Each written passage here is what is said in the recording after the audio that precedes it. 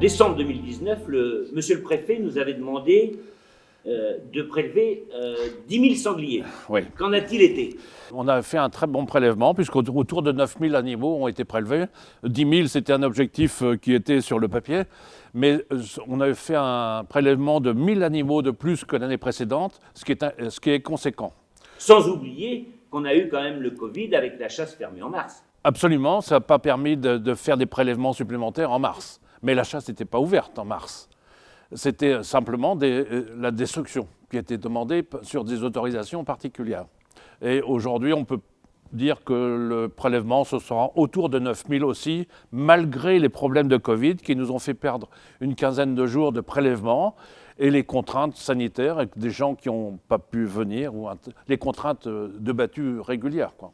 Parce que, on va mélanger un petit peu, j'entends bien, avec les dégâts, mais on avait atteint sur l'année 2019 un chiffre de dégâts très inconfortable et qu'on ne peut pas tenir, me semble-t-il. Ah, complètement. On ne peut pas tenir ces régimes-là, puisqu'on a détruit tout près de 700 hectares en 2019, avec une facture de 880 000 euros, rien affecté uniquement pour le sanglier, ce qui est beaucoup trop. Là, on doit redescendre à des choses beaucoup plus raisonnables, autour de 5 et 600 000 euros, permettrait sûrement d'équilibrer. Oui, parce que qu'est-ce que regardent les chasseurs?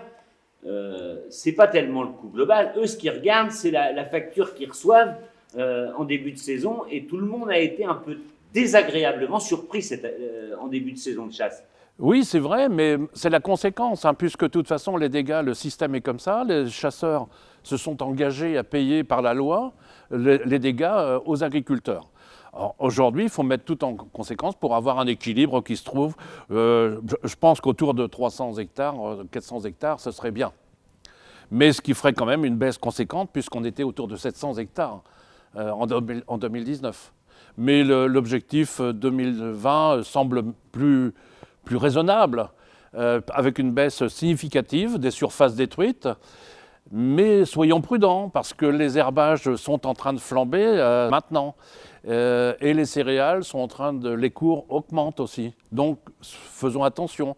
Alors il y a encore quelques points noirs aujourd'hui qui nous posent problème par rapport à l'effort général des chasseurs dans le département, mais nous sommes encore pollués par 2 ou 3 points où les gens n'ont pas compris, et c'est dommage, quoi. Est-ce que les chasseurs peuvent espérer avoir une taxe hectare moindre cette année? Ça va être moins conséquent, bien sûr. On a eu quand même quelque chose d'intéressant. C'est qu'aujourd'hui, les communes en point noir, qui sont un des critères, étaient de 39 communes en 2019, vont passer seulement en 9 communes cette année. Donc voilà, c'est un point optimiste du sujet. Mais soyons vigilants, les chasseurs. Faisons attention que quelques groupes ne détruisent pas l'effort collectif qui est fait dans notre département. Comment est-ce que ça se répartit, les dégâts de sanglier et de grand cervidé? Alors, les dégâts de grand cervidé sont beaucoup moindres. Il y a eu environ 60 hectares de détruits par les grands cervidés, ce qui fait une enveloppe de 80 000 euros quand même. C'est pas négligeable, mais rien à voir.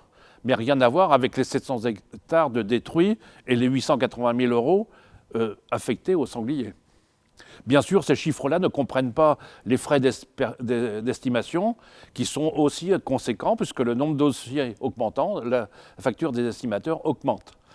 Au niveau du chevreuil, le fait est que nous avons quand même multiplié par 4 les attributions en 40 ans. Oui, c'est vrai, mais c'est une population de petits cervidés qui se porte relativement bien. On a mis en phase, je dirais, les équilibres forêt-gibier pour le petit cervidé. Et aujourd'hui, on peut dire qu'on tourne à une vitesse de croisière régulière de 4500 prélèvements à peu près dans notre département, ce qui est une bonne vitesse de croisière, je pense. Le cerf, c'est quand même un sujet sensible, bien que dans notre département, il semble que sur les 40 dernières années, les prélèvements soient relativement stables, c'est-à-dire autour de 400 animaux. Oui, c'est ça, oui. Le cerf est déjà depuis quelques années un sujet très sensible au niveau national. Et il faudra composer avec le monde sylvicole lorsque on va commencer à rédiger notre schéma départemental de gestion cynégétique. parce qu'il devra être compatible avec le programme régional de la forêt et du bois. À cela, on devra également discuter sur cette notion de zone d'exclusion avec le monde sylvicole, car cette notion n'est plus compatible avec les schémas régionaux de cohérence écologique. Dans ces programmes régionaux de cohérence écologique, il est prévu qu'au travers des trames vertes, reconstituer un réseau écologique cohérent pour l'espèce cerf, pour qu'il puisse justement circuler librement, se reproduire et assurer un brassage génétique. Je sais qu'en Seine-Maritime, on essaie, peut-être même de plus en plus, d'être vigilant sur la gestion qualitative de ce fameux cerf. Qu'en est-il aujourd'hui? Tout à fait, parce que pour affiner la gestion de l'espèce cerf, enfin, le plan de chasse quantitatif doit se doubler d'un plan de chasse qualitatif, par sexe et par classe d'âge.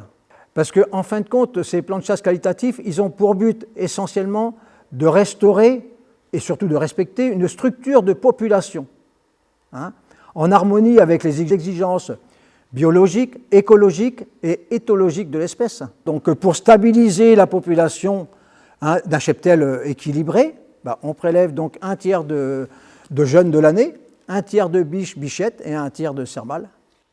Et dans les cerfs mâles, on a encore là des distinctions.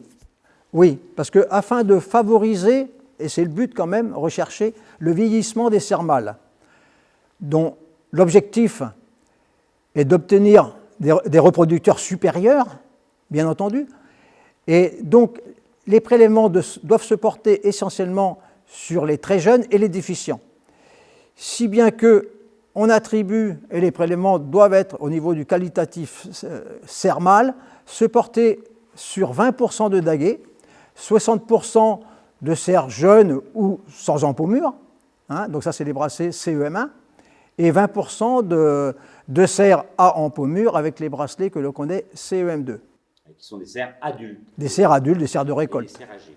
Moi je pense qu'il faut surtout avoir une vision emblématique de l'espèce cerf.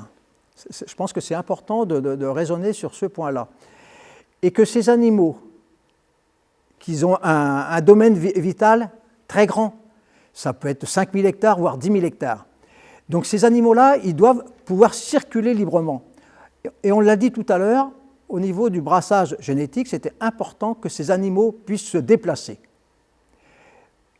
Même s'installer, pourquoi pas, se reproduire, mais qu'ils circulent, et ça c'est important, et que les cerfs mâles, je dis bien que les cerfs mâles, ne soient plus exclus de certains massifs. Il faut le dire, sachant qu'un cerf mâle ne participe pas à la dynamique des populations.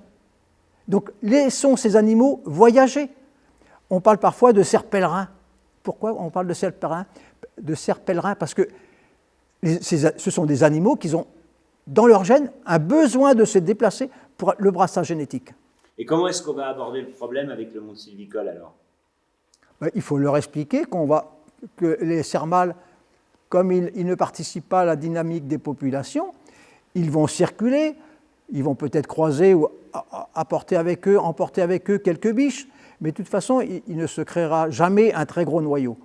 Et au pire, de toute façon, après, les plans de chasse peuvent intervenir, ce n'est pas un problème. Mais dans un premier temps, acceptons tous ensemble, les forestiers et les chasseurs, et même pour le promeneur lambda, voir des cerfs, c'est quand même fantastique.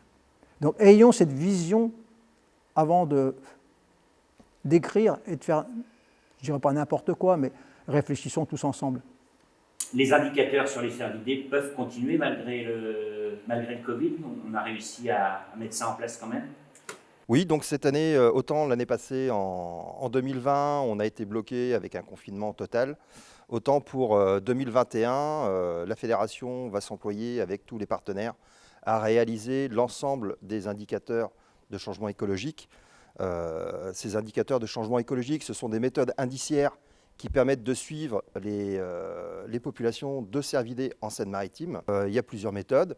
Il y a ce qu'on appelle l'indice de consommation sur la fleur, où là, donc, on va aller sur une placette en milieu forestier. C'est des placettes qui font 1 mètre carré.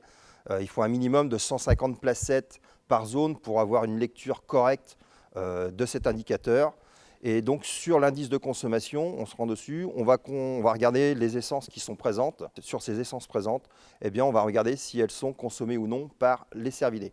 Et donc là, on va avoir à la fois les consommations du chevreuil et du cerf. Ceux-ci sont réalisés spécifiquement par les personnels techniques de la Fédération des chasseurs pour les forêts privées et aussi donc, pour les forêts domaniales, ce sont les agents de l'Office national des forêts qui réalisent ces relevés à ce niveau-là.